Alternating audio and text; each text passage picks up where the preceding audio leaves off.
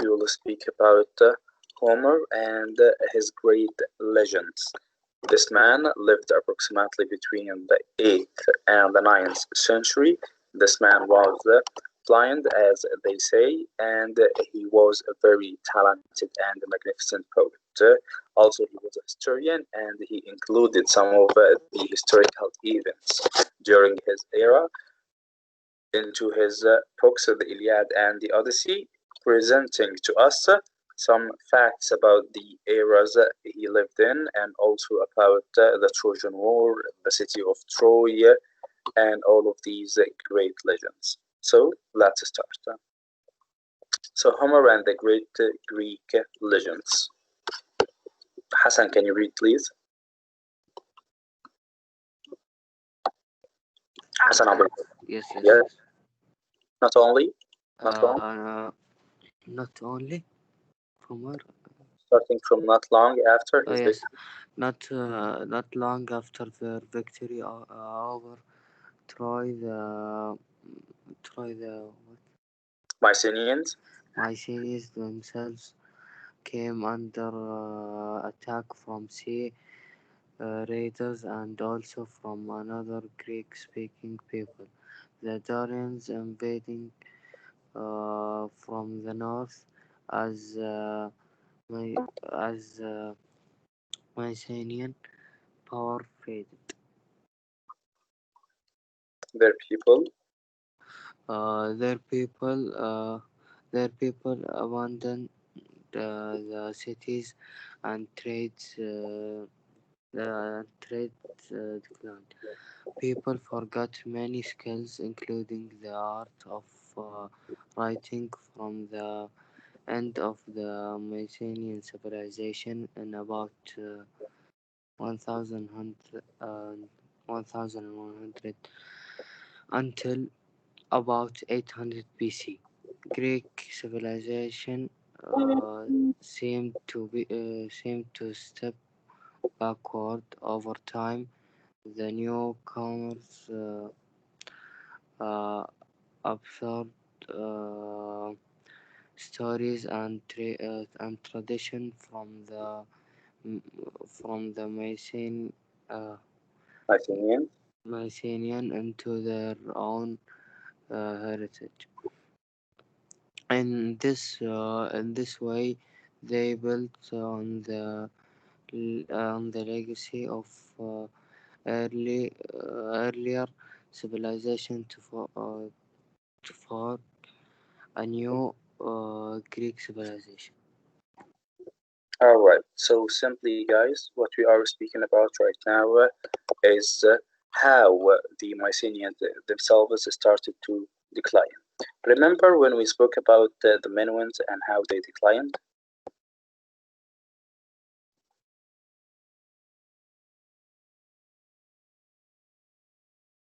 Do you remember the Minoans? Yes. Okay, we said that how did they decline?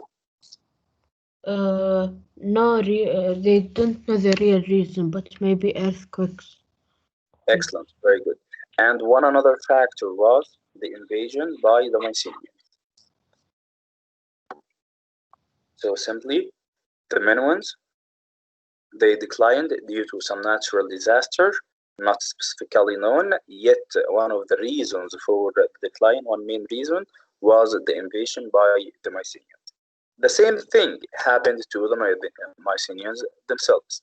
So the Mycenaeans, after the victory over Troy, they now became in power and they started to have their civilization and started to develop and flourish and have trade with the Egyptian and Mesopotamian civilization and also the city of Sicily.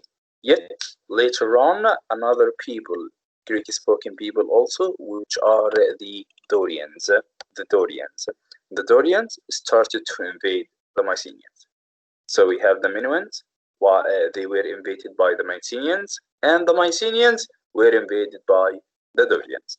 So the Dorians invaded them from the north, and now after the invasion, the power itself started to decline. See the arrangement of events.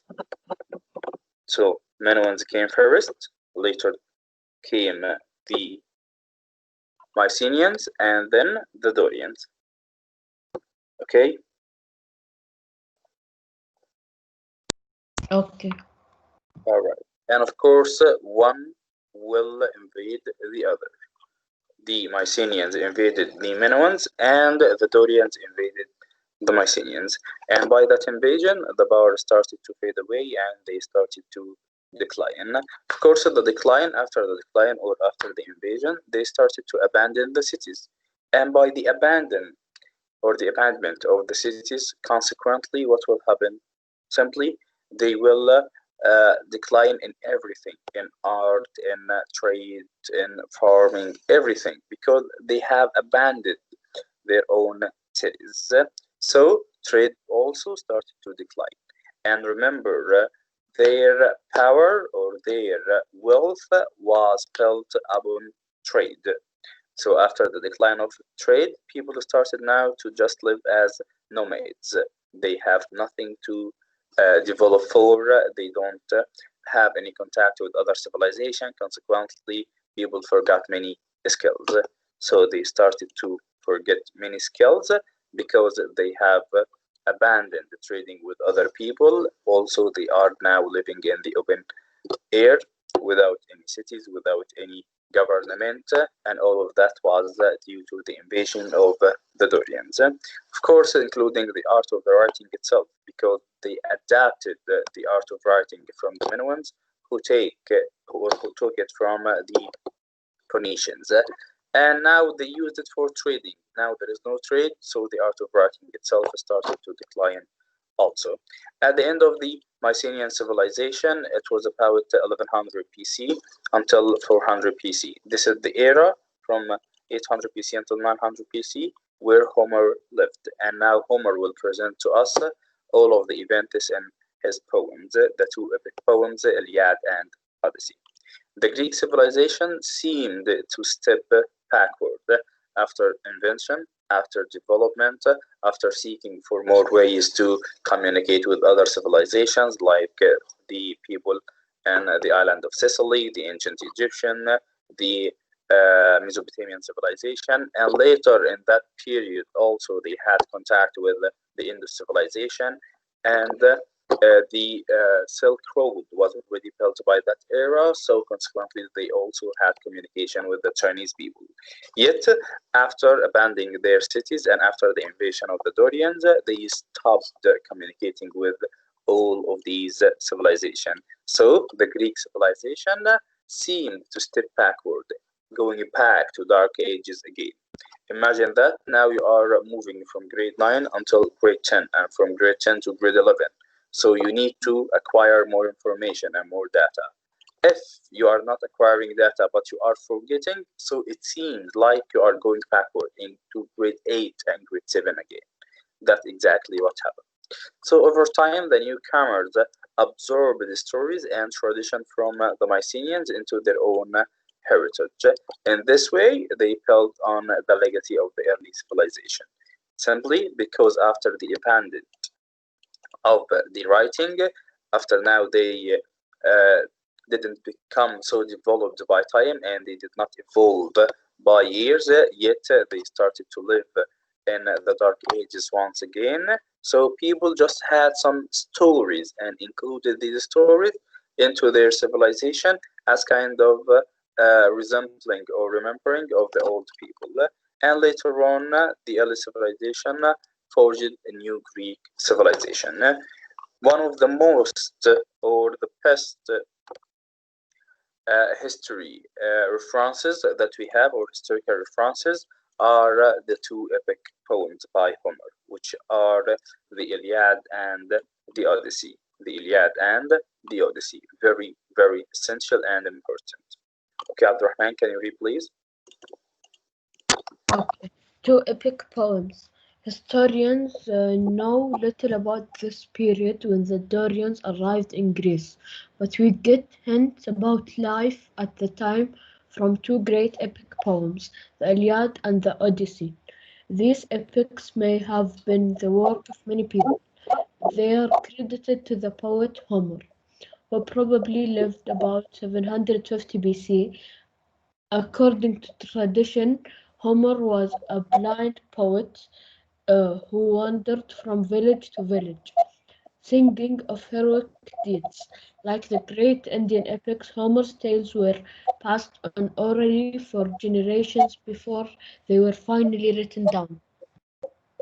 All right, so secondly, we have Homer, and Homer, he was a man who lived in that period or in that era.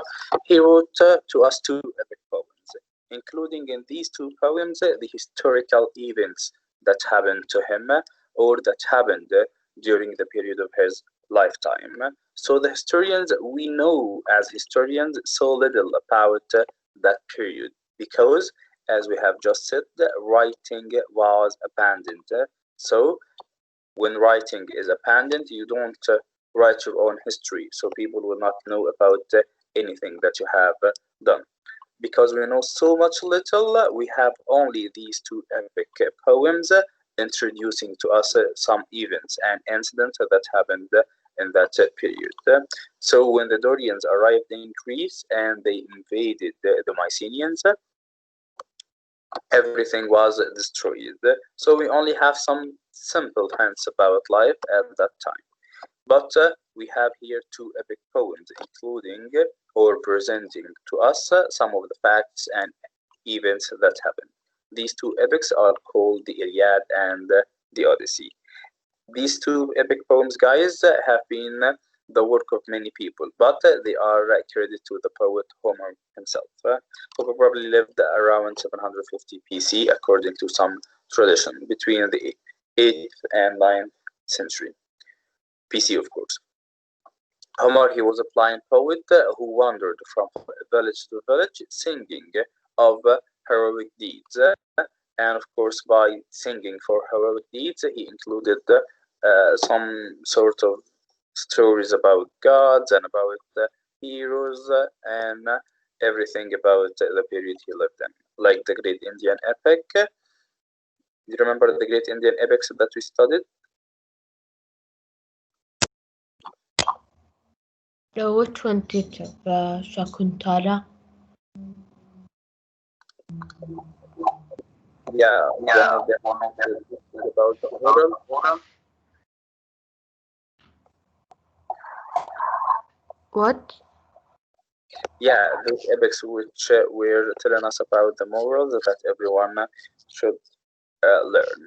So Homer's tale also, they were based on orally for generation, orally meaning that spoken from one generation to the other.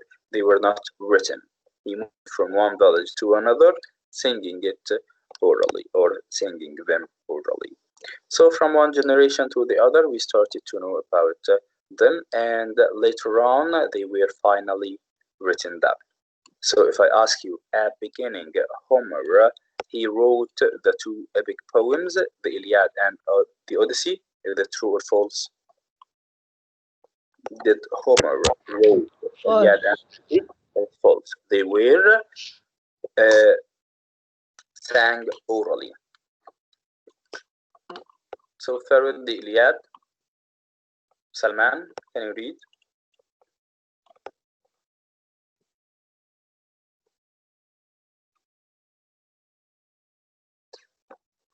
Salman Suilam.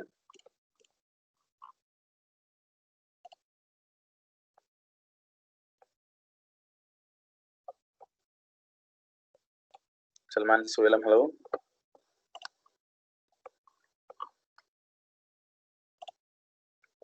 Are you with us, Salman?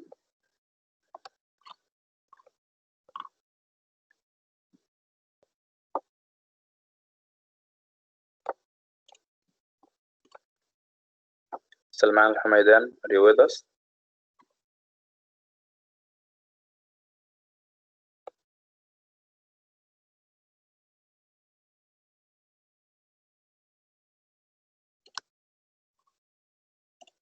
Okay. Saad, do you have a mic?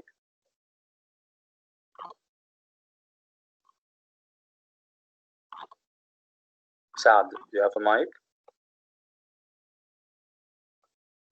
Are you with us, Saad?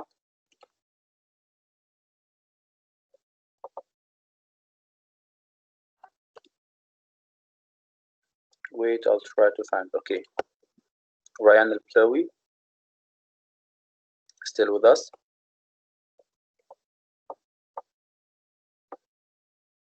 Come on, guys, you need to fix your mics. I'm not speaking to myself. Ryan al-Plawi, are you with us?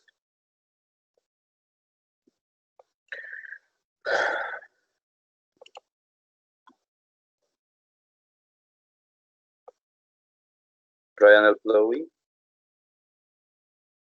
Okay, I'll take you as an absent. Ryan al-Plawi, Ryan al-Plawi, Ryan. Teacher, I think he has a problem because he left. No, I kicked him out. Oh, okay. Azam? Do you have a mic, Azam?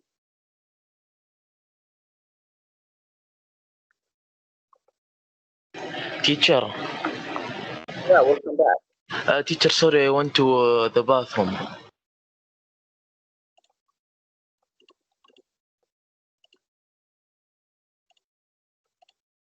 Okay, Ryan, can you start reading, please? The Iliad. Okay, but 1 minute, teacher. Just 1 minute.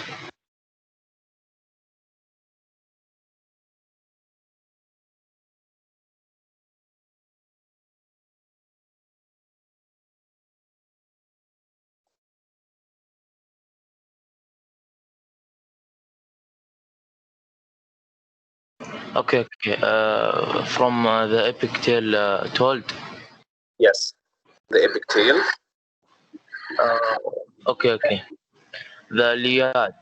The epic tale told in the Iliad is our chief source of information about the Trojan War.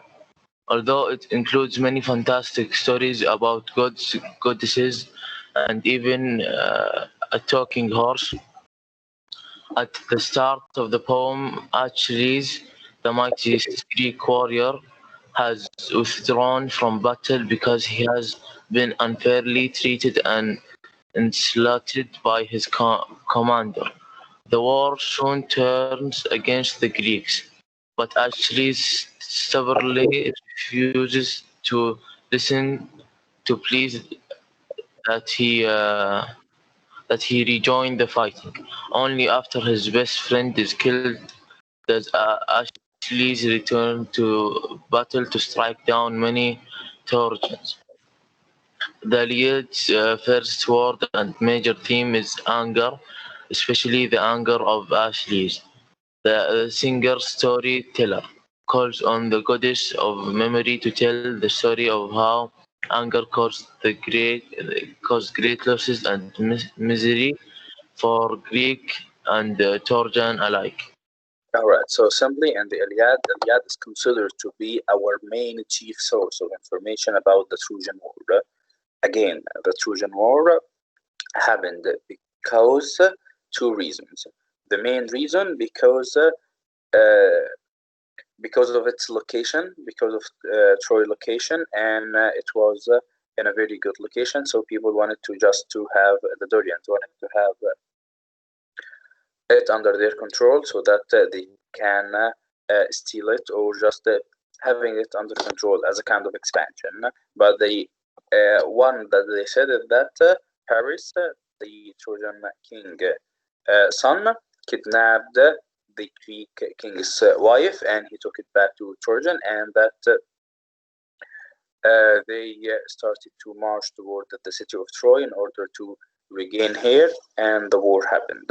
One of the best heroes, or the most known hero of that war in the Iliad, is Achilles. Achilles.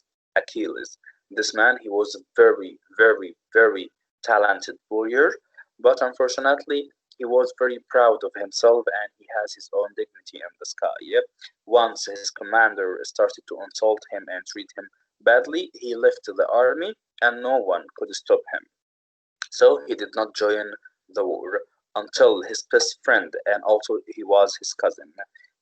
His cousin was killed in that war, so Achilles was filled with anger. So he joined the war once again and he started to kill many Trojans. Later on, also, he killed the prince of Troy and the heir to the throne, and he took his body back with him, and no one could stop him because he was very, very talented warrior. And also, he was the one with the idea of the wooden horse and hiding inside it and destroying the city to the ground. On the other hand, we have the Odyssey. What about the Odyssey? Let's see. Ali, do you have a mic?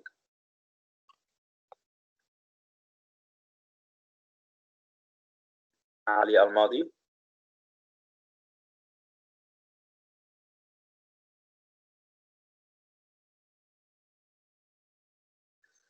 Ali once, Ali twice, Ali thrice. Goodbye, Ali.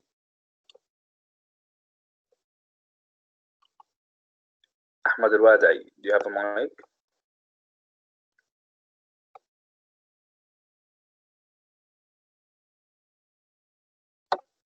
Ahmad once, Ahmad twice.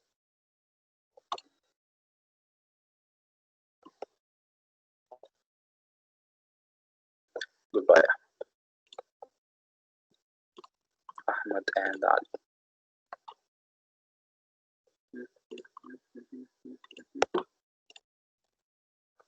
Okay, Abdullah Al-Trayan. Yes, teacher. All right, can you read, please? The Odyssey. The Odyssey tells of the many struggles of the Greek hero Odysseus Odysseus. on his return home to his faithful wife, Penelope, after the fall of Troy. On his long voyage, Odysseus encounters a sea monster, a race of one-eyed giants and a beautiful sorceress who turns men into swine. In the Odyssey, the first word is man, and the story shows the many sides of the man, Odysseus. He is a determined, resourceful hero who must overcome great odds to make it home. The Odyssey features the story of the Trojan horse, which allowed the Greeks to win their victory over Troy. The life and Odyssey reveal Iliad and the Odyssey. the what? Iliad and Odyssey. The Iliad and Odyssey reveal much about the values and culture of the ancient Greeks. The heroes display honor, courage, and eloquence, as when Achilles, what's the word, teacher? Achilles. Achilles rallies his troops. All right. So simply, guys,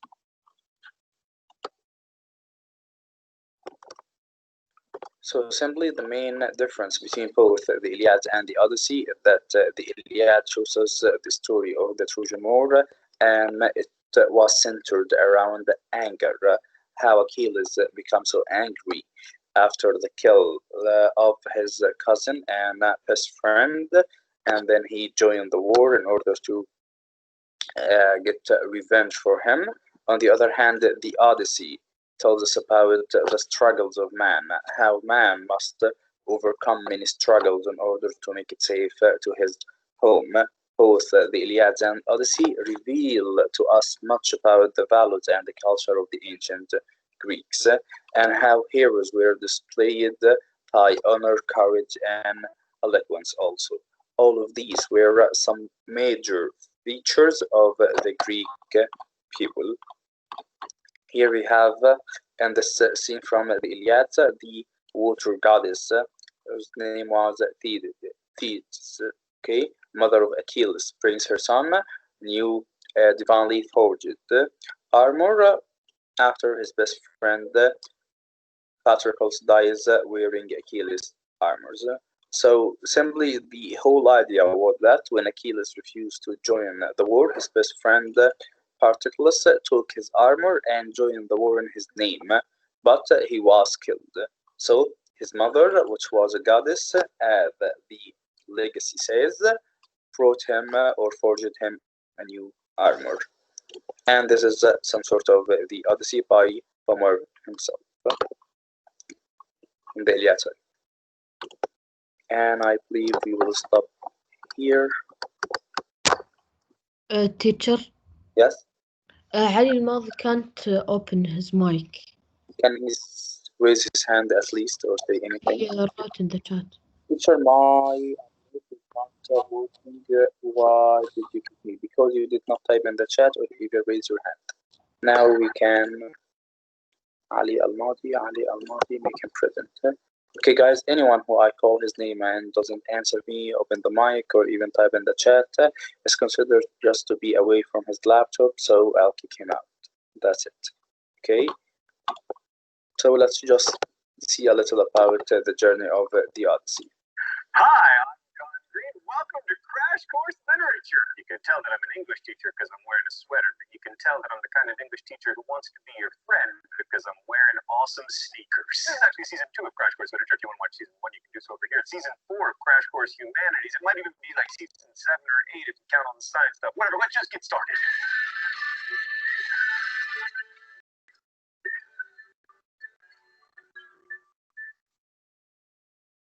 We're going to start at the beginning of literature, at least a beginning of literature. Sing in me, muse, and through me tell the story of a man who lets all his shipmates die, lies to everyone he meets, cheats on his wife with assorted nymphs, and takes 10 years to complete a voyage that, according to Google Maps, should have taken 2 weeks. That man is, of course, one of the great heroes of the ancient world. Ladies and gentlemen, meet Odysseus, star of Homer's The Odyssey. Did I just say the odd at sea?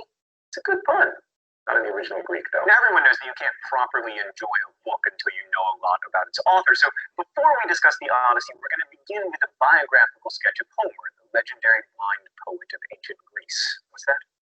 Apparently, we know nothing about him. Well, in fact, we know that whoever wrote them didn't actually write them because they were composed orally. And was Homer even blind? Well, there are some verses about blindness in the Homeric hymns, and there's a blind bard who appears in the Odyssey. But if authors only wrote about characters who were like themselves, then James Joyce's characters would have all had one eye, and I would be an astonishingly handsome 17-year-old. As for the subject of Homer's poems, archaeological evidence tells us that the Trojan War occurred around the 12th century BCE, although it probably included far fewer gods and similes than in the epics based on it. And again, maybe not like we have pictures. Anyway, Homer composed the Iliad and the Odyssey in the 8th century BCE, so centuries after the events it describes. And then no one bothered to write them down for another 200 years, which means they probably changed a lot as they were passed down via the oral tradition. And even today, there are arguments about which parts are original and which parts are additions. There were a lot of competing poems about the Trojan War, but Homer's were by far the most famous, and they are now the most famous because they were also the only ones to survive the burning of the library at Alexandria. So the Iliad and the Odyssey are